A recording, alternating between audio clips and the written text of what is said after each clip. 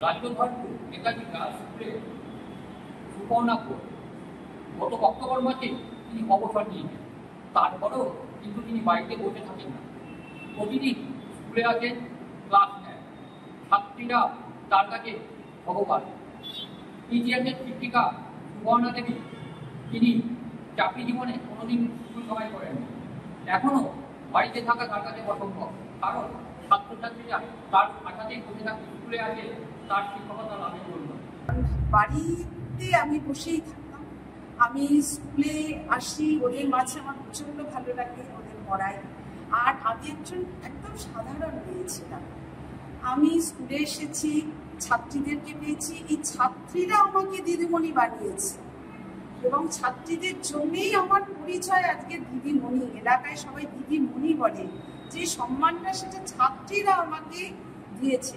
সুতরাং স্কুলকেও এখন কিছু দেওয়া আমার কর্তব্য বলেই আমি।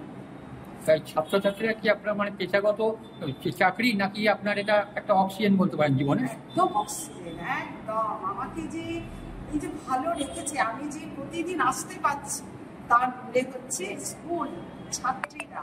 পড়ানোটা আমার প্যাশন, পেশা।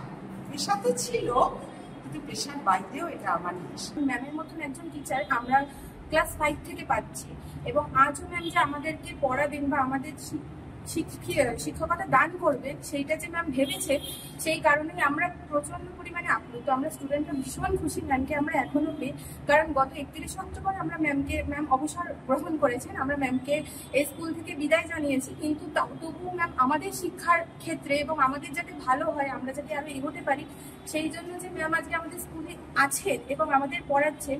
এবং আমরা এটা সবাই জানি, বা অনেক ক্ষেত্রে এটা উঠেছে যে ম্যাম কোনো মূল্য নেন না এই জন্য, কারণ প্রত্যেক স্টুডেন্টকে ম্যাম অবসরের পর মূল্য ছাড়াই পড়াচ্ছে। এতে আমরা প্রচন্ড আনন্দিত, আপ্লুত, এবং ম্যামকে অসংখ্য ধন্যবাদ, ম্যাম যাতে আমাদেরকে পড়াচ্ছেন। সুপর্ণাদেবীর কাছে এই চাকরি কোনো পেশা না, তার কাছে কিন্তু এই একটা বেঁচে থাকার অক্সিজেন বলা যায়। শ্রীরামপুর থেকে তাপস চক্রবর্তী, কলকাতা।